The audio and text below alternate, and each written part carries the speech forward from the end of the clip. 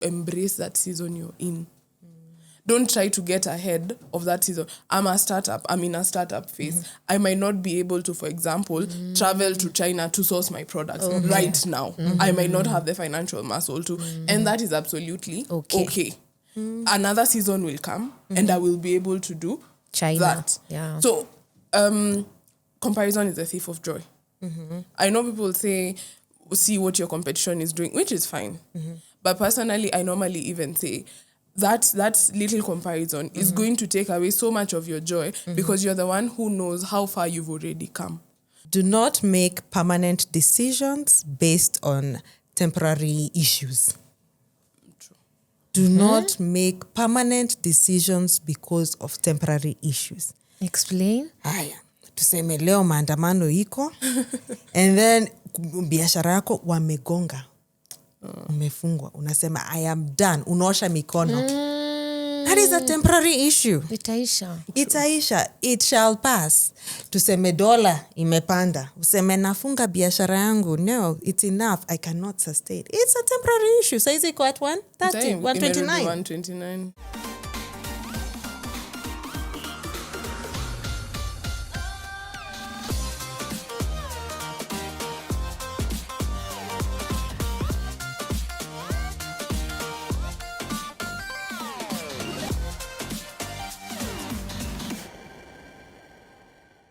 Saseni mkofiti, welcome for Celeste Reflection.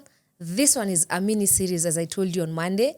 We are going to be having different founders, different people in different professions, entrepreneurs, so that we can just hear how their 2025 has been. We are reviewing 2025, just 2025 from January to December. And now that we're in December, before you go for Christmas, guys, wacha tusikie. We learned some nuggets from this founders. They've been doing so well. We've been seeing them, some of them. Tunawajua wengine, tunasupport biashara zao. So I figured out maybe it's time niwaite to share some lessons, challenges, frustrations, wins, whatever it is.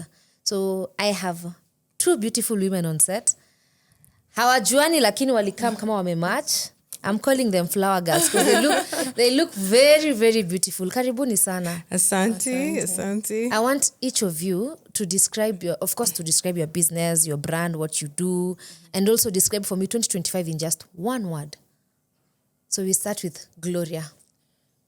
Well, my name is Gloria Muturi, co-founder HairCouture Kenya. We deal with luxury human hair extensions. We have 2 branches, one in town and one in Kileleshwa. Wow. 2025 in one sentence. Yeah, one sentence maybe. That's a bit of a tough one. But it's been a year of cleaning out and resetting. I love that. For me and for my business. Okay. Yeah. Then we have Liz. Yes. Sijui ni kuita content creator ama I think I am both. I'm forced to be both in this era. Please introduce yourself. So my name is Liz Juguna, director and founder of Risiih Investments Limited. We sell property mostly to female to empower ladies through land banking options. And how can I describe this year with one word? Oh my God. Sentence. It requires a sentence. Whichever you feel like. For real, this year has been a learning curve. A learning curve. I love that. Yeah. Like, it's full of lessons. Exactly. What is that something? What's the one unexpected thing that happened for your business? Because now we are talking about our businesses. What is that one unexpected thing that happened in 2025? So I think one of the biggest things that it may happen in this 2025, yenye naweza sema ni, one, I think it's just, I was so used to people understanding that they need to do investment options.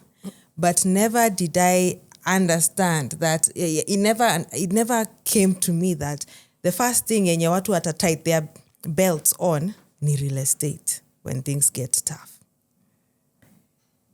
Like mtu aseme, nimekatwa job, my life has gone a bit haywire.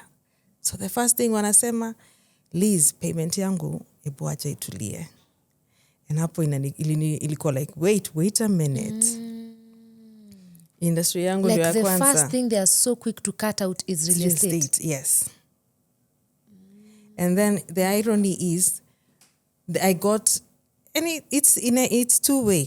There's the first thing they cut off, and then I got a new demographic of people, which happened. Nasema it's a learning curve, because we would find when you are consistent, wanasema, hey, I need a minute, and then you get a new audience of people wanasema, hey, this is the first place I need to put my money. It happened, ilinifunza what 2020 taught me. So about 2020, when people were losing their jobs, guess what? Real estate thrived. I kid you not. That 2020 was one of the craziest years. We thrived in 2020. People understood, I need a fallback plan. Anataka kukata hii rent. Hii rent nafaa Exactly. kutoa. Makes sense. Nataka watu walikosa makazi, watu walikaa chini, landlord amefunga nyumba, watu wali invest in land. I think walikuwa nafikiria nataka tu mahali nawezeka kama bati na nilime mboga na nilale na nikule. Imagine. It's true. Yeah, so it makes sense. So we had this, unajua ndio nasema it was a learning curve. Oh yeah, okay. Now I get you. Watu waka slow down, and then I got a new wave of people wanasema, you know what? This is now my turn. Okay. Okay. And for you, Gloria, what is that one thing that shaped your business? Ama ilikuwa awakened to your like, wow, I love how you're thinking. I think for me, in regards to the industry I am in, for me was one that your team, it's a fact I've always known, but your team can either make or break your business. Because as I've said, it was a year of resetting. So we've had a lot of people coming in, people leaving, and realizing, this one is a mismatch for the brand. This one is good for the brand. There has been a lot of that resetting. So that has been, for me, the biggest thing in 2025. In terms of spending habits, I can't say anything particularly that I have observed, like in her industry. But one thing I have always known and I have always believed is that when one thing dies, another one is born. The way you're saying, when that demographic of, now hold payments, now came also another demographic. So I feel like with business, you will always have that. You will always have some people exit the scene, other people come into the scene. But for me, my biggest one is the resetting and being able to now completely be open to the fact that now when it comes to the team that we have, some people are going to leave and that's okay. Some people will stay and that's okay. And there are people who will be able to represent the brand as we'd want it represented. Okay, when I say we, I mean me and my co-founder. Yeah. How we'd want it represented. And there are people who, no matter what happens, they'd never be able to do it, and it's okay. I love that because I'm relating with mtu akiamua kunyoa nywele na alikuwa customer wako, utamwambia sinyoe. Kuna mwenye atanyoa, kuna mwenye ataanza kulesha nywele, anze kuvaa microlinks, So I love it because, and most people tend to feel aki usinyoe ni kama unataka you cannot kuamilia someone. So the moment we ameenda kunyoa ama ameenda kwingine, kuna mwingine amekaa kwako ametoka kwingine. Yeah. So I love that. Na pia nywele mwingine imemea sasa. Sindio. It's a new season for Just different that, people. yeah, like so, this one is getting married, this one is getting engaged. So I'm like, hey, let me do my first wig. Like, yeah. you always have to be open to that. Okay, I love that. What moment are you most proud of in 2025, if I may ask? It's actually quite recent. There's a video that we delegated to the team for our Black November. And they did such a spectacular job. And as much as I can't say I want to take the credit, I was just very encouraged that once you empower people, they're really able to do, and they can make you so proud. Do you know, I saw it and I was like, is this, what is her name? Mora. And the other one, the light one, Wakile. Patricia. I was like, is this Patricia? Like, aliwapeleka another different world and they did it so well. They did it so well. Oh. And that time I was away. So I was so happy. Like you are not there to... No, I wasn't there completely. That was Like I so was away. good. So you feel like even your team, hii mwaka yenyewe ukisema reset, Yeah. they can now move from just doing this and doing even a lot more. Even on their own. Even on their own. Yeah. Which gives continuity to the business. Good. Liz, most proud moment, 2025? Oh my goodness. Actually, I have a lot. It's been... Tupe tu moja ama mbili. Tupatie moja. I think when we opened our new headquarters, and it was just a big moment for myself and the team. Sababu ilikuanga growth. From where we came from, we were doing calls kwa Ruth sasa ni my admin person. Yani tunafanya calls from her mother's sitting room. Actually, I was talking to my team yesterday, to now having our own office, own boardroom, like the growth. And let me tell you something about retaining staff. I still have the same people I started with the company. Retaining the people you have started from, yani from when you were just down, is just the best thing ever. And yani, that was the biggest milestone I felt tuko nayo this year. Kila mtu ako na space. Such an awesome place. That is good. Can you compare the January Risiih company and the December? Is there a big difference? There's a huge difference. Right now, we are running with departments. Before, let me tell you something about entrepreneurship. Entrepreneurship inafanyanga mtu akwange the one inakwanga unafanya ikue micromanager. I don't know whether you have that problem. Oh yes. You're a prefect. When you're prefect, una parent kila mtu. Hii hujaedit vizuri, haujongelesha huyu client vizuri. Hii shamba hamjaifence venye ninaitaka. You become the micromanager. The day I took a step back, na kuambia saizi hata siwezi kuambia payments ziko wapi, nini ziko wapi, but the office is running. You give people power, you give people responsibilities, they become part of the company. They embody their company. So January and now, right now I have people who have embodied the company. They walk, wakisema, hey, us as Risiih. Hasemi ati, unajua Risiih. No, us, we as Risiih, wame own the brand. And I didn't know all it needed was me to step back. Niache ku micromanage. That is one problem I had. And I think... Right now, nime step back, and there's a huge difference. People own the company now. They walk in the light of the company. So, because now there's a company, kuna mse pale hivyo, bado ana micromanage. Like bado ana feel, I need to show them, I need to be here, I need to do this for them to do this. Anaona niki step out, kutachomeka. Because it's also a challenge that you don't know whether I don't trust my employees. Yeah. I have given them that role to do it, but bado na stepaje aside. Imagine, Celestine, let them make the mistakes. Natoka kidogo sales zinashuka. Naingia hivi sales zinashoot. Let them make the mistakes. They will never learn. Let them. And I don't know whether also, you do it. you won't always be there. That is just also... so one thing... Okay, sorry to interrupt. No, jump in. One thing is you have to have systems and processes. You can't do everything. You can't do everything. You have to know that this is my business. It's very personal to you. But there's one thing that even for me, I know sometimes I struggle with, even when it comes to responding to DMs, I even sometimes delegate. It's because this business is so personal to me, and that is just the truth. A business that you founded, you started from, like the way you're saying, you were making calls from, Sitting room. It is so personal to you. True. So you will always feel like you need to carry it somehow. But the minute you learn to create systems and processes and procedures that work and to empower your team, goodness, everything runs, even in your absence. And it must. Because what if now you fall sick? True. You can't fall sick in peace, and you didn't even decide. What if you need to do a work trip? You just have to let them make their mistake. Wacha kuchomeke, go through that expense to learn whether they understand what they are supposed to do at that moment. Kama uko na huyo shopkeeper, muache kwa duka for 2 days. If you have a sales girl, muache answer hizo calls, wacha micromanage. You have already trained them. unajua, here's the thing.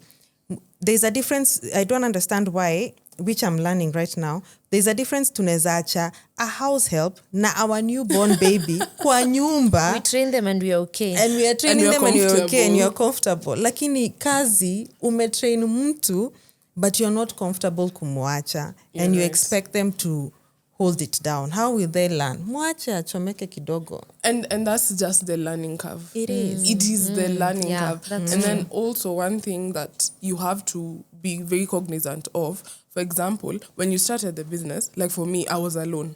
So I have a lot more experience than some of my team members. Yeah. So, and I have to be very aware of the fact that they don't have as much experience. So they're as, learning. Yes, even So then they're they're learning. So you have to be able to give people that space. Because if you don't, they will stay at the same level and you will always micromanage them. And anything comes up, they're calling you or they're texting you. Asking for questions. Yet wako na idea. If you let them troubleshoot, They will do it. wanafanya better even than what you would have done. Imagine. So you have to exit and give them that space. It's very difficult for business owners. I see it a lot. But that business will crush you. It can. It honestly can. If you're not able to if it's not able to power itself and run, it will crush you eventually. Okay, I know, Liz, you've said about people saying ni shikilia yo, pause yo. At any time during January to December, is there a time sales went down? And if there is, how did you handle that moment? I think the biggest blow was during maandamano time. Wait, maandamano bado ni this year? Ilikuwa this year or last year? No, last year. When they were doing the remember the commemoration. Yeah. Let me unajua, during that period, you cannot be insensitive. Yeah. There are things that have happened in this country. We have to read the room. You have to Read the room. You must. Business people learn to read the room. You must. Yeah. Msikujange hapa ati mtu amekufa. Hey, niko na 50 by 100. Read the room. Read the room, man. I understand. Was it a hard lesson to read the room? Vibaya sana. It was. Let me tell you something, because mi nilikuanga like at times sometimes you feel business, it affects you in some way or form, and you feel like, okay, God, I understand, I empathize, but also I am being affected the most at this particular point. So sometimes inakwanga a battle, and it's okay. Nimekaa chini I've learned to understand, and it's okay. It's okay that things are happening. Na ni sawa, you have no control. You have no control. You just have to accept. Inakwanga ngumu, because sasa wewe uko like mlikuwa mmepanga hivi. People still need to get paid. People still need to eat. And Rent you still needs need to to be read paid. the room. And you still need to read the room. If you have loans, you need By to. the way, do you know your sister do repay affect them. sana? Actually, sisi content creators. Actually, read the room. Oh yes, because you can see someone doing a get shady with me, and we are going for maandamano. You shot content that was made to be posted that day. Na wewe usha schedule. Inaingia 10 na watu wako kwa streets. Unapata comments za read the room. Uko like, what is happening? Hata sikumbuki nilischedule content. Like, it affected us, and then they start saying, what do they start saying? Cancel culture. By the way, if there's something I hate, is cancel culture. But present. Yeah, so unashindwa inatu affect by the mwezi unaambiwa na client don't post. But I think at mimi the hard way we've learned to read the room. Most of us, we've learned the hard way. Read the room. Yeah. On cancel culture, let me just speak on it, because if there's one thing I absolutely hate, is cancel culture. And I think for me, the reason is, for example, if I follow a certain influencer and I feel like, or a content creator, and I feel like I no longer resonate with their content, just leave. Just do your quiet exit.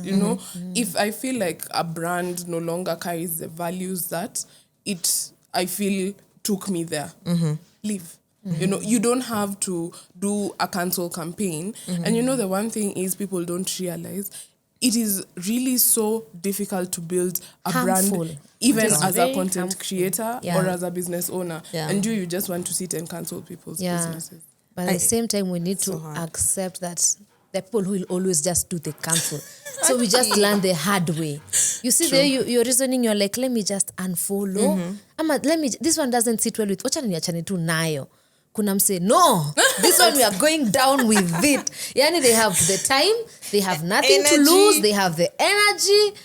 So uko tu zile za let me learn, kukika tu hivi, kanyaga hii side, kanyaga, like avoid, nika unaishuki avoid.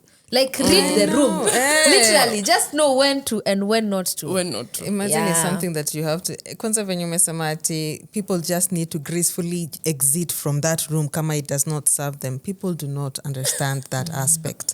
And women, actually anyone in business, learned to just rebrand. Na kusoma that, unasoma what is happening, but if you're cancelled, just jipe some time grace and just go back and rebrand yourself. Because the same knowledge, you still have it. You still have it. They have not taken away the knowledge. They have not taken your ideas. They have not taken away your vision. Rudi tu nyuma, usikae hapo, no, nimekansoliwa, no. Usianze ati sasa. Don't be a tag of war. Hey, you're not a keyboard warrior. Wewe, acha wa keyboard wanajua. And I love when you may let in a business, learn when to exit. Because at times that in a business, you're fighting. Hata labda si cancel. But maybe it's time to exit and rebrand. Yes. Idea yako ni moto. I swear hii idea ilikuwa moto but imekataliwa. It doesn't mean si moto. Maybe twist it a bit. Or even the rebranding. Like even rebrand. Yeah. That's very true. Because mnaka hapo, you stay with the same vision and it's not working for you. Just because your vision, you see it clearly, doesn't mean everyone else exactly. So you have to go back. Sababu vision yako haijaekwa ati ukae nayo hapa. You have to feed it out to everyone else. So kama the market imekata, go back, listen to the market. Market inasema, sell me. Kwanza in our sector, sisi watu wataki kusikia ati plot. No, watu wanataka kusikia what does that land do for me? Hiyo land inanipatia nini? Watu wataki kusikia kuna 50 by 100 hapa. No, wanataka kusikia hii land inakuja na security gani?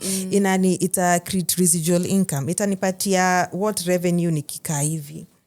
What will it do for me and my family? But sasa mtu ataka hapa ako like, no, ni maguta. Hapana. No. Are there moments you've had to exit and rebrand? Like, are there ideas you've had to lie, this was it, but you guys don't get it, let me. Yes. Very much. Yes. There have been moments where, and you just have to know, now this is the time.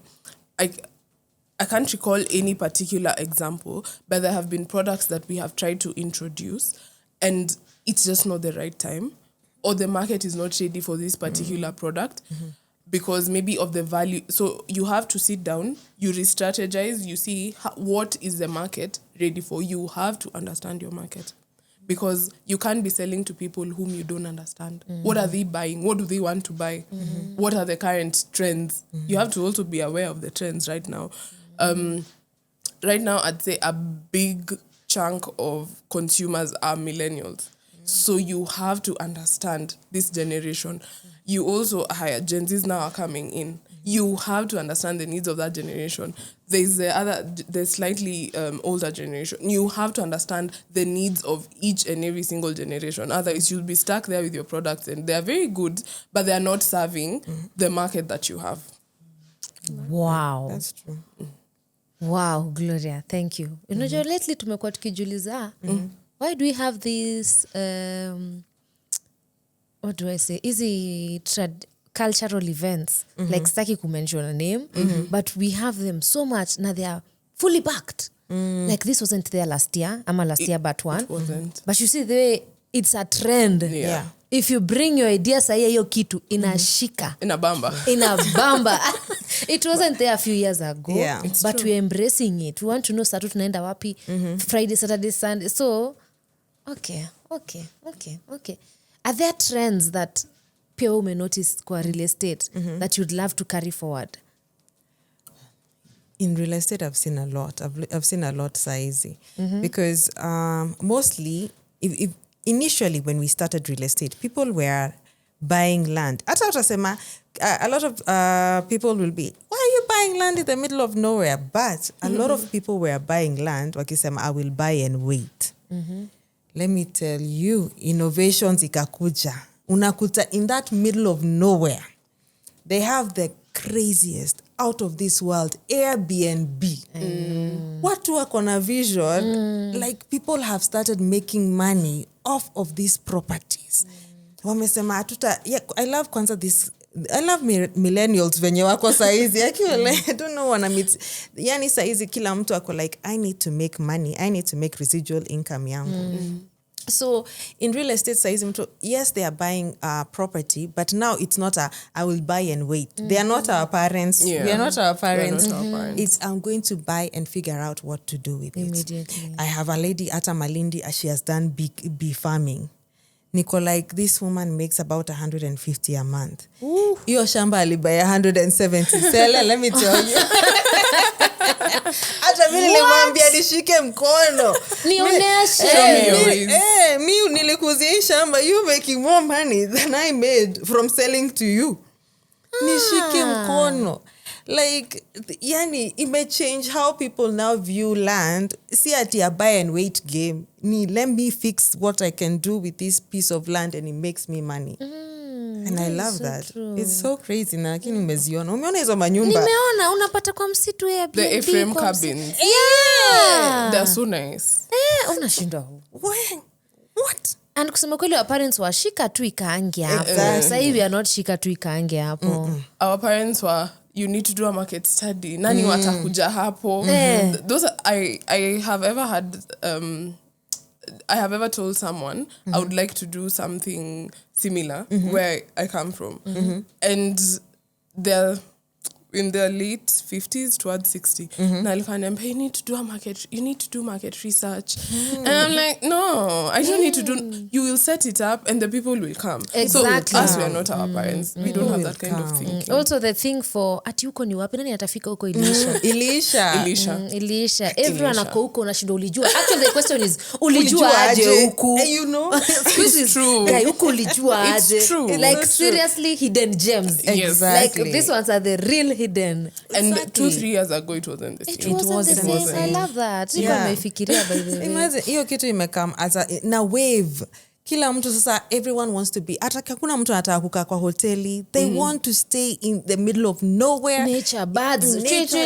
Unaamka, you want to see bananas in the morning. Yeah. Hataki kuona beauty. Oh my God. By the way. It's It true. came by storm.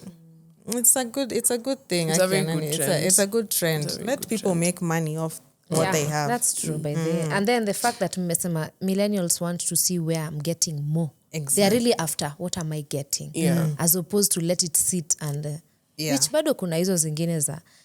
Let me ask Gloria, is there a moment in 2025 umekaa ukafeel? Ama okay, I know they say they feel like quitting at times. Ushai feel quit at some point in 2025? Like ikakuwa ama ulipita huko? Ama Uko nayo nilipita. The quitting. The quitting part is gone. The quitting part is now gone. You know, when you're 5 years in, you're quitting, then what? You're quitting, then what? You know, you have a team of, like first you have a team of 17. These people are depending. 17 families. Yeah.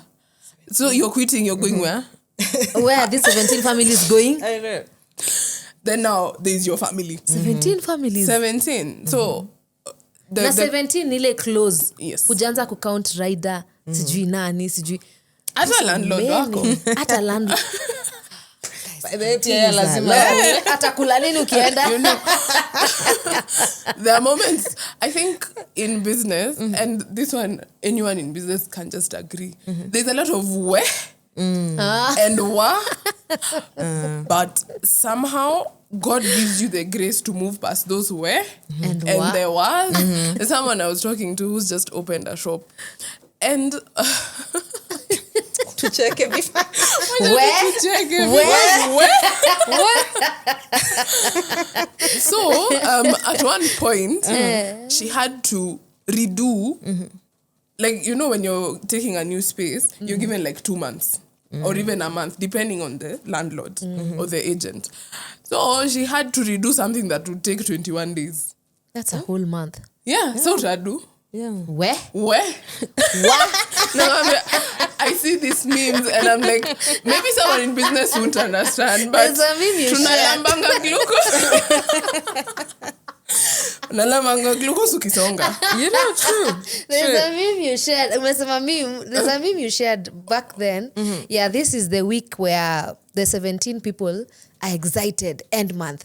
And now this is the week where the employers Where? By the way, the week for bills when bills are due. Salaries. Where? Wao wako excited tarehe 5. Yeah. Inaingia saa ngapi? You know. Wewe you have Where? kwanza for people in retail, I don't know if it's the same. It's the same. You have suppliers to pay because same. like for us in retail, you need to buy your products. For us we import. So you have suppliers to pay. Kwanza suppliers. The number of words you will say that week. But I mean, I think at one point to do business, you must have a crazy level of, you just must be somehow mad. A little bit. You do. You know? And have audacity. And the So audacity. much of You have it. to In have fact, audacity. too much audacity. Because if you don't, You won't. you won't. Now you will quit. True. True. You have to have too much By the audacity. audacity you need to have. You must. Because I Where? talk to my friends in business and, you know, sometimes we're on the call and we're like, hey, where? And that's what we are saying. But here's the thing, mse yako kwa employment anashanganga. Nyi watu wa biz mnakishinanga kusema we. But you still show up the next month, 1 year, 2 years, 3 years. Like, siya tumeshikiwa gun, Gloria. Siya tumeshikiwa nini. If at all this business is really difficult, you have options. So mtu employment anashindwa, kwani nyi to enjoy? Kwani nyi tudanganya? Hizo options ziko wapi? Ziko.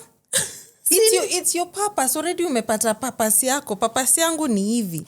And as much as nitakuwa na my ways and I have no option. This is my purpose. I have good days. Yes. I have bad days. Yani, and utalipa watu. Kwanza, let me tell you, kuna times kwanza unasikianga kugive up. Sasa zile wewe umelipa watu. Employee akona the new yako. Hata si account utamkuta kwa akona the new iPhone. Wewe ndio umemwandika kazi wako na bado ile iPhone 11. Priorities. Yani but sasa hizo ndio unaanza ku question. Yeye anaenda vacation almost every single month. Hadi unaanza kuji-question. I don't know whether you have had those moments. You question yourself as a business owner. Kweli nini mimi sifanyi? What am I doing wrong? Your employees live better at times than you do.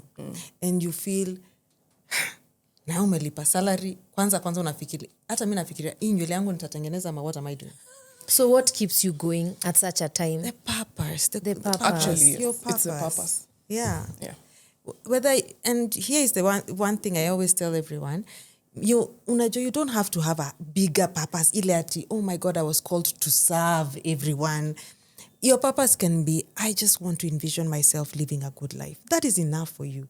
Not everyone alikuwa anafaa kwa Oprah. No, not everyone. You don't have to be Oprah. Maybe yours is to serve you and your family and your nuclear family, not the whole world. And that is okay.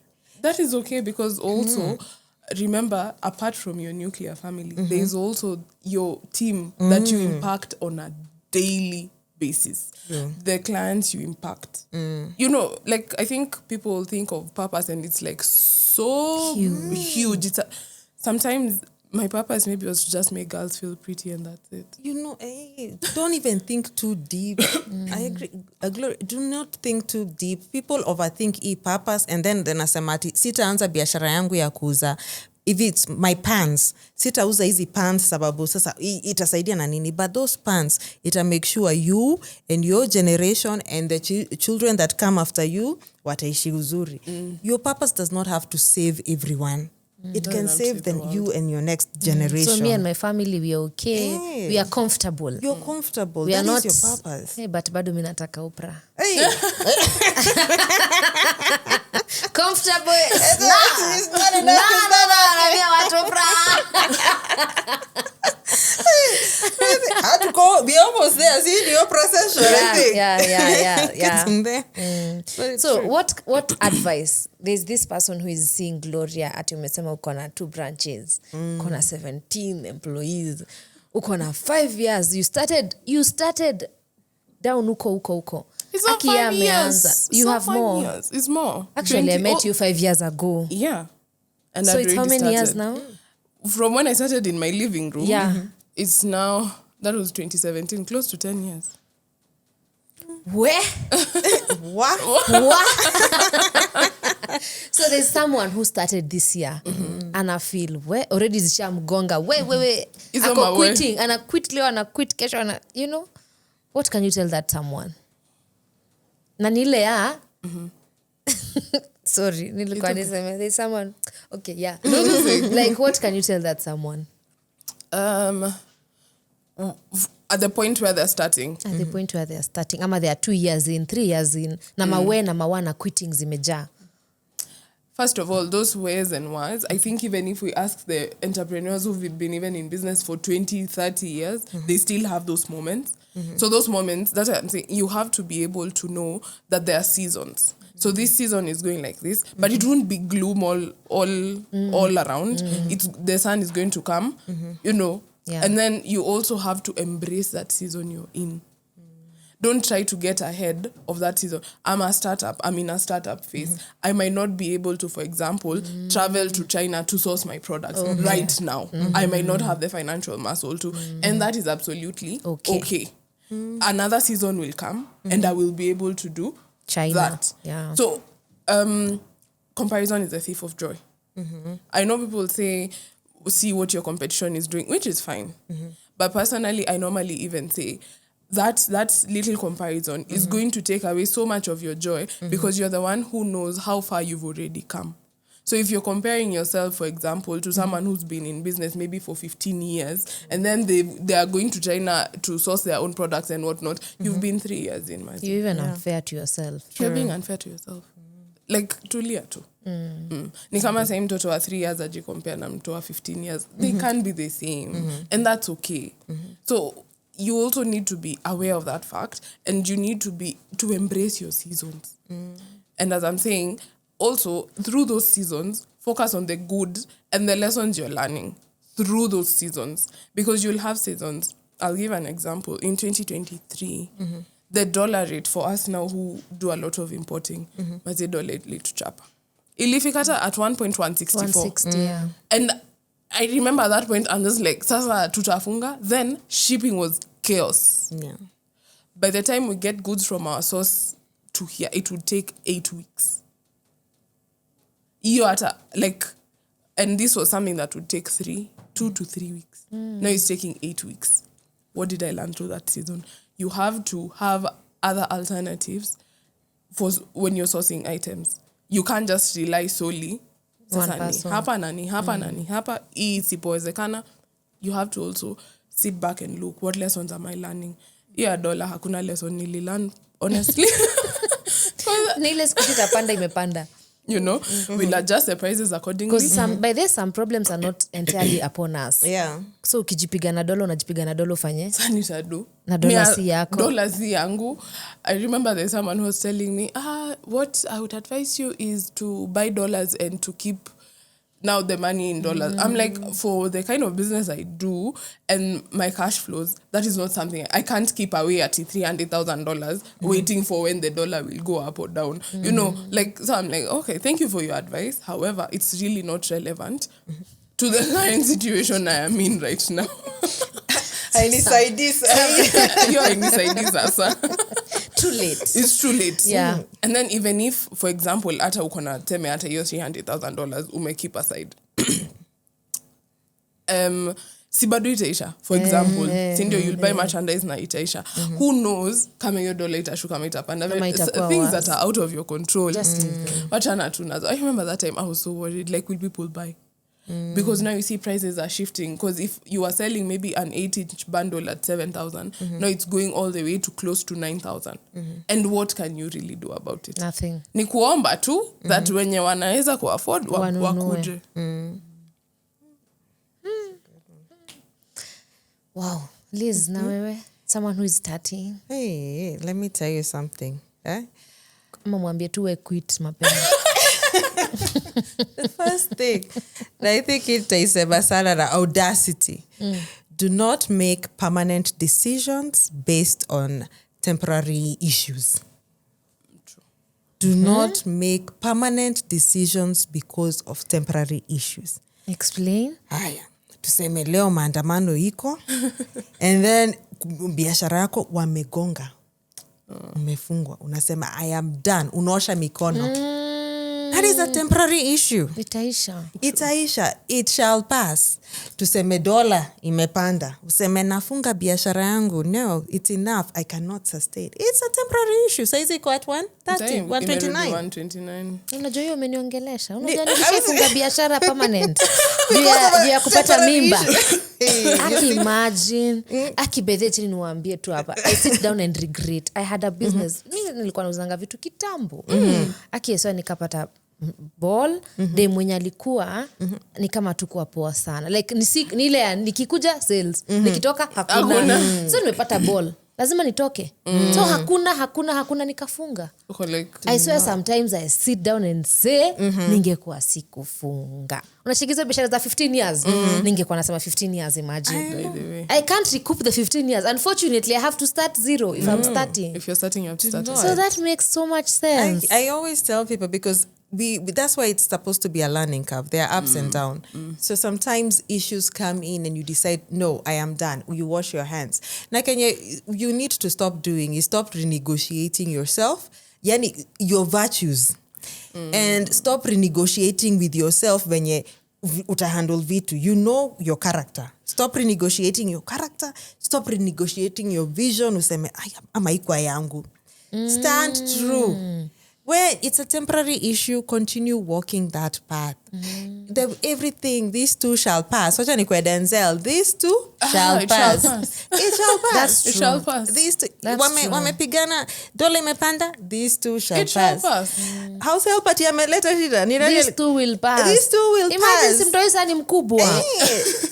Do you know when you many slap on the face? Aki imagine, Aki by the way, I sit down, na the kind of business I was doing, I was selling kitchen appliances. Hata kuna wasi uniambia walio kuna sufuria zangu. Imagine how my customers ningekuwa niliwashika na nikawashika na tukagrow, tukaenda hiyo China, tukafungua. Imagine nilipata imba nikafunga. I'm a good example. Do not make permanent decisions based on temporary issues. Because that kid grew. And they grow. I was capable of going back. And you know, mi nilikafunga. Na nikakula stock. God goodness. So kuna masufuria mzuri. At least you're correct. So it's a bit on a time. Zishazeeka just stock ni when 8 years ago, 9 years ago. Hey, let me speak to that people. There's people who are starting a business as much as you start. Kiare, come knocking at your door. Do not make permanent decisions. Yeah, they will based on temporary issues. Kitu kidogo. Hey, mtasolve and you move on. Though hiyo time ikwangi kidogo. Hizo unaifeel.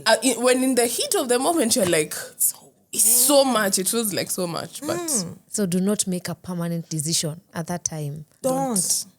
Enda upumue kidogo hata. Pumua kidogo. Pigia your mom kule huko nyumba. Enda kwa mamako akupikie. Kwa go be a baby again. Have someone take care of you. Ungepigia Gloria. Kona 15 years. Kai, by the Aki, that is like Ako. Ako umenipata. Umepatwa? Ako umenipata. Like do not. Because you end up making the bad decisions. You do. Kwanza especially emotional decisions. Kwanza when you're pregnant. Because pregnancy nayo na my hormones na my emotions. For those who have experienced it, like, by the way, one thing I have also learned, because I am a very quick decision maker. I have had to learn there are decisions I need to make now, and there are those that can wait. Exactly. So you have to also know the difference. This one I need to make now, for example, how much tea I'm taking. That's but others, iwacha ingoje kidogo. Like the hakutachomeka. No one is dying. No one is dying. When ni daktari?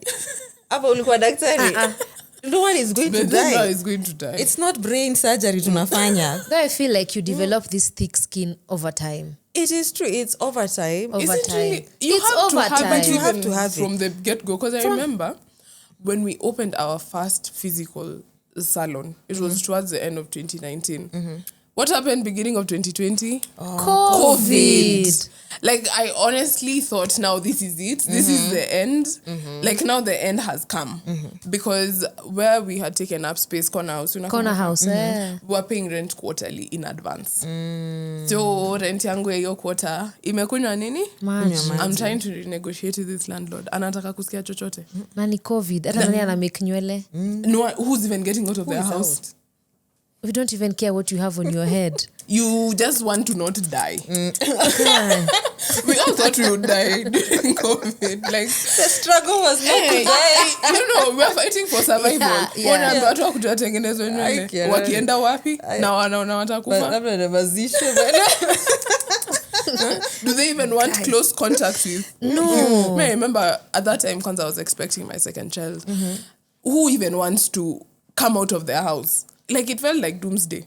So imagine if I had quit then. You didn't quit? How? I wouldn't be here. I'm gonna ride on her because my situation is very different na COVID because yeye anasema watu hawakutoka nje Hawakukam. sasa bi COVID iliingia kukafungwa, you can't even go to site visits but that is the time They were buying. they were buying. Wanasema, you know what, I need to secure my future now. I need to make that decision. Mi kwangu kumbe ninaweza fukuzwa na landlord. Kumbe mi ninaweza futwa kazi. Kumbe sina kitu ya jina yangu. Kumbe hata sina ushago ya kuenda. Na niko na ka 150 na mahali. uko na 150 mahali. Shika nipatie shamba. Shika. Na saa hizo mi nilikuwa nimeshaogopa. Oh my God, no site visits. Tutafanya. People came. So if I made that ka temporary, ka permanent decision, iseme, mi wafanya. Let's call it quits. What would I have? Where would I be? Guys. It wouldn't be. If you had done that in 2020, Wouldn't be here. you wouldn't That's be true. here. Aki, you'll be here with me. On this side. Why am I missing a managed content creation? So wenyewe akisema quitters do not what? It's a bad thing to quit. It's about It's actually a bad thing. Like, I mean, know when to... There are Quit. situations you should know when to quit, because we said that. Yeah. But also, what she has just said. Yeah, not temporary situations. That's when you make a permanent decision. exactly. And you want to. We didn't quit. I remember even when we did our first anniversary for that premises, towards the end of 2020. 2020. Yes, because now also the good thing that came with COVID, that's what I'm saying, you have to focus also on the good things that come with it. Because people were home, they were consuming a lot of content. And also, people weren't spending so much. So the minute things started, Opening we started realizing we're not dying. But then We are here to stay. We're here to stay. Sit we're with here to Peter. stay. So I think from that point, now people were a bit more comfortable. For us business, actually, I think for me and maybe a couple of other business owners I know from my friends, that's when our businesses peaked in terms of even online, in the online space. That's when we had, because there were a lot of people at home consuming this content. So venye kukafunguka hivi, now they started spending. I'm telling you, we were able to do our 1 year anniversary. I could not even believe it myself. Wow. Walisema lazima tufanye bash, because I was like, hey. Okay, so as we, I feel like tumeongea, but as we end this episode, I'd love to know from each of you, who is that one, maybe founder, I'm a business person, who has motivated you in 2025? And what is that one thing, ama that trend, huitaki tena ki 2026? I know you've said cancel culture, zapenda ishe, but what is that one business, ama something you've seen that you're like, okay, let's not move on with this one. Can we end it? Can we leave it back in 2025? So those two questions as we end. Okay. So I think for me, the one person, we mentioned names, yeah? Yeah. Locally, globally, amekumotivate kiaje? For me, the one person is Joanna Kinothia. Ooh. I really like what she's doing with her brand. And, just how she does it. Yeah. I started consuming Joanna Kinothia's content in like maybe 2017. Akienda Dubai kubae zile pencils are brown. Bas, your time. Oh, Hata mimi. Hata mimi. Seeing that she turned that into a business, it's actually very inspiring. I also love how she does her events and, and that she's able to separate being a content creator or stroke influencer from her business. I think that is something very admirable. Yeah. The one trend I would like for us to leave is cancel culture, as I've said, without giving. And then, okay, another trend that we really need to leave behind as people, give feedback. Don't just be ready to cancel someone or something without even giving feedback and giving this person or business an opportunity to correct that. You know, I mean, we give these big brands so many opportunities when they do wrong. True. But once I'm a small business owner, okay, may I say I'm not a small business owner? A startup, maybe. A startup. Or just say a homegrown brand. That maybe in our mind we perceive is not a big brand. We are so willing to just write them off, cancel. Give feedback. You know, give us feedback. Give feedback. Then now from there, that point on, how that feedback is taken, now you'll be able to make your decision.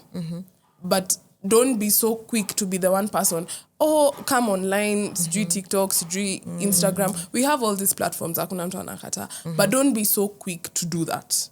Yeah. You know, give feedback, how your feedback is taken. Then now from that point on, you can come and say, there's one time I saw on TikTok, someone, she was bashing a salon that she had been to. And it pained me because I was like, have you given them the feedback before coming to tell us on TikTok first, don't go here. Have you given them that feedback? That's because people make mistakes. That is just the reality of life. It is very unfortunate that mistake happened with you or to you, but give them feedback first. You know, I can't just come and say, huyu anauzanga sijui nini, ama amefanya hivi. I go tell other people except her. Yeah. It doesn't even help. Make sense. Yeah. Will it even help you? So were you even looking for a solution in the first place, or you are just looking to come and cancel this business? You understand? So let's give feedback. Let's drop cancel culture.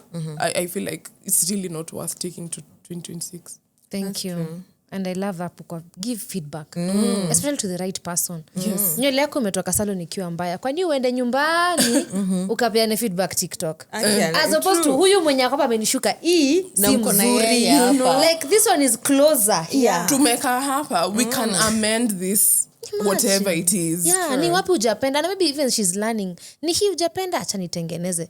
Yeah. Simple. Na maybe her previous client alipenda hivi. Alipenda. So niambie tu. Yeah. You know why you come. By the way, that one really pained me. Yeah. I wouldn't say this a lot, but it really pained me because I was it's not right. This person definitely didn't forward this to the relevant person. They've just come here online to talk about it. Yeah. And I think that's wrong. And I think that's why we love the people who take wanasemanga nilimwambia akasema you see you're frustrated. That's why umefika TikTok. Like I told them and then they said and then they did and then they didn't. Yes. So now we can even understand your frustrations. Now we are seeing the journey. Journey. But hii yenye unakuja unasema tu na hata you didn't. I know some of us, you know, maybe have a lot of trauma from... It's personal issues, by the way. It is. The lack of giving feedback, I feel like it's just... a personal thing. Kwani unataka tuanze kuicancel? Like... Mauchungu yangu sasa hairstyle yako sasa tufunge salon mzima. Imagine. Hadi zile products nazo sasa zitolewe. Sasa kuna products. Kila kitu ni mbaya. Kila kitu ni mbaya. Yeah, it's sense. a personal thing. It's a personal issue. That's true. Yeah. That's true. Thank you so much. Liz? Hey, me nitaongea na hii hata I think every woman can relate.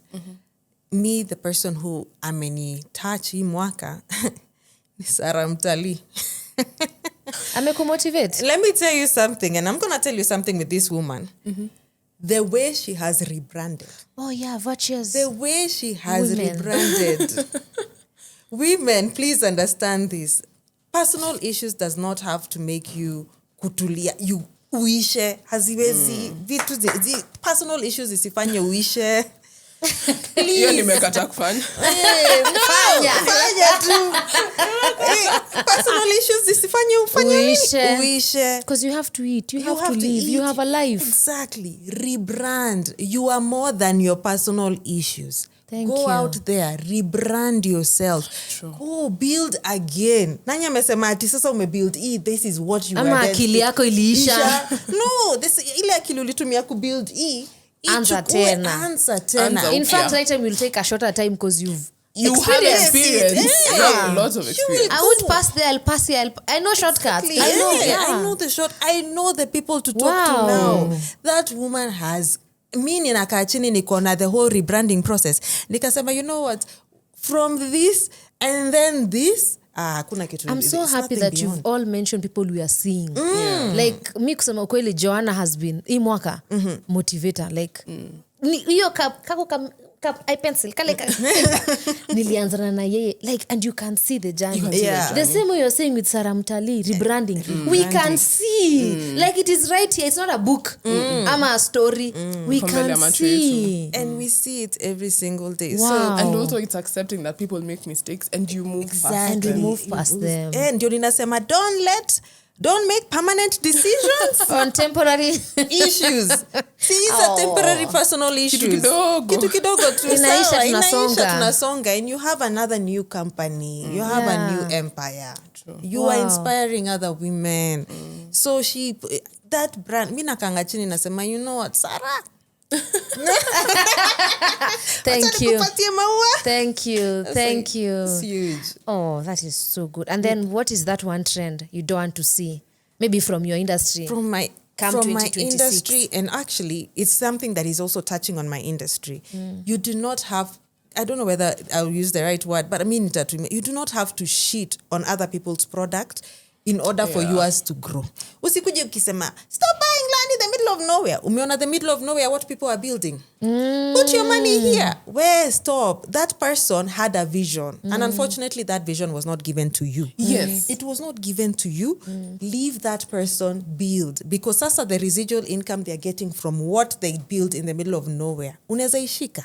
Hawezi. And that's why I also say, wacha kushinda ukifocus na vitu zenye watu wana. Exactly. We tuambie yako.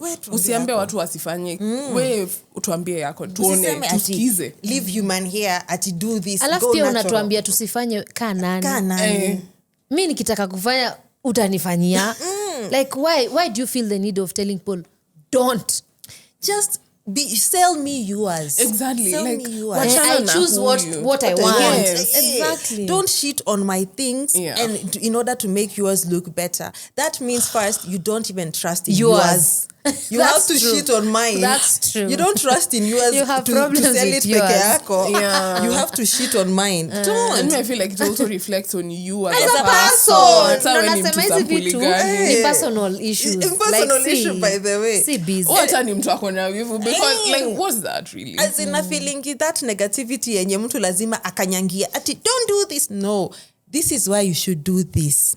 This is why you should do this. So don't shit on my things and useme ati don't do this, don't invest here just because where kwanza tukae chini unasema ati kwanza kuna kitu kwanza I wanted to say na watu watani I think hapa tutapigana kidogo.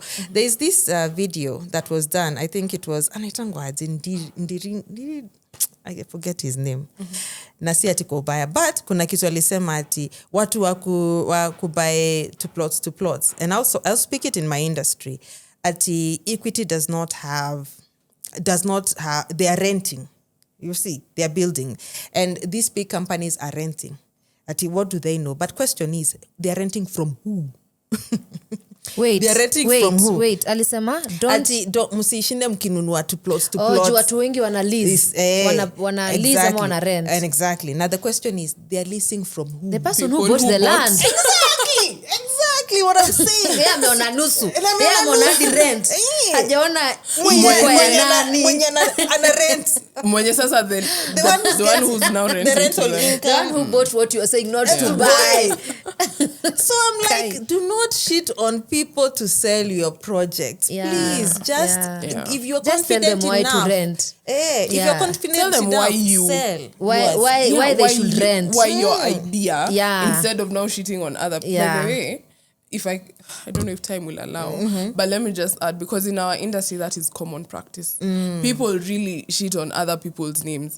For me, on a personal level, even if a client comes, sits in my chair and tells me person X did X thing, you will never hear me say anything negative about that person or their business. I will just note in my mind and maybe probably say, maybe this is what led to that situation, but also I try really to not focus on that. Yeah. You know, hairstylist X did this, hairstylist Y did that. Please don't you don't have to make other people's names bad to make yours better. Yeah. Please. And if you really need mwaka. to, jifikirie kidogo. You know, Yeah. that culture, Celeste, that I know culture, it's bad, but it hizo ni is so personal bad. things, by the way. Personal issues. Hizo ni personal things. need Like to you as a person, kuna kitu una lack. Kabisa. You must bring someone else down Fast. ndio nipite. Upande. Like you don't believe unaweza pita tu watu wakiwa tu juu upite. You know. And also I normally say there's enough for everyone. There is. Yes. Otherwise, There there is. wouldn't even be upcoming businesses. That's Kama true. ingekuwa ati sasa Zile za haircut kitambo. itamaliza market ya client. It's not Nywele. Inakuanga possible. scarcity true. mentality. Yeah, it's scarcity mindset. And That's actually, true. you as a business owner or someone, you should really fix that kind of thinking. Yeah. Because you can't think that sasa huyu amechukua yote imeisha. It's not Sasa kuna possible. ingine. That It's is not true. possible. That's true. And napenda venye mmerap na hiyo cause that's a thing. It's very toxic in businesses. Tutaeka hapo nyanya kitunguu kwa soko na everyone will sell. Yes. Nitanunua nyanya hapa. Kwa nini soko kuko hivyo? I choose where I want to buy. Exactly. Like these people are next kibanda nyanya kitunguu. The same nyanya the same, but I'll choose where I'll buy. Everyone goes home with Jioni money. anaenda na sales zake. Na kila mtu ako na wateja But wake. online ndo tumekuwa na hiyo tabia. You have to cancel this Cancel one. this one. It's like I'm making way. Tunapaka na matope. Remove then.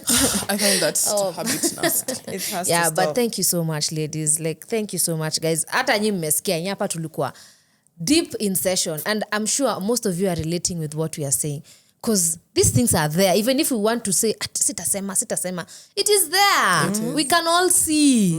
We all want to stop some things as much as we can't stop them. It has to come from a personal.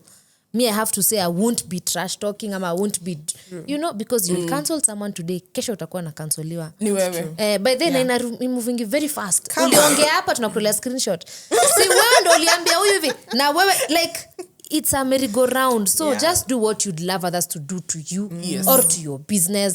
Or if I love feedback, basi pia mimi nipeane feedback. Nisiende Nisingoje kwenda kuambia marafiki zangu uko hata usiende. Peana uko feedback. Like actually mimi nasemanga kitu rahisi ni if it were you ungefurahia. Yeah. Ungefurahia upate na biashara yako online ikisema. So kwani ufanyia mtu mwingine? So ukifikiria tu hivyo utakanyaga pause. But thank you so much ladies. You look very nice. You look very pretty. Tunaenda harusi ya nani? Tunasimamia harusi ya nani leo? Mpaka nikafikiria mliongea na hata mjuani but you look so nice. Thank you so you. much for coming to the show. I am so excited. Series I hope it and kuja tu akiongea hivyo candid conversations. There's nothing to hide, there's nothing to lie. We can all see it, we can feel it. We are in this country. We know from zero, we tunajua KRA, tunazijua zote. So let's just share openly. And thank you so much. Merry Christmas. Merry Christmas. Happy New Year 2026. Tutaona next year. Yes. But thank you so much guys for watching and I hope you've enjoyed it. Yes, and give us a like, give us a thumbs up, subscribe, follow their businesses. Nitawekea hapo kuna HairCouture, kuna Risiih Investments. Mimi kwanza Risiih kutoka 2019. From 2021. 2021. From 2019. Sindio? 2020. From 2020. Wow. COVID. Wow. Enye mimi sasa ndio supporter. I'm so happy to have you two on set. So bye guys. Till next time. Bye.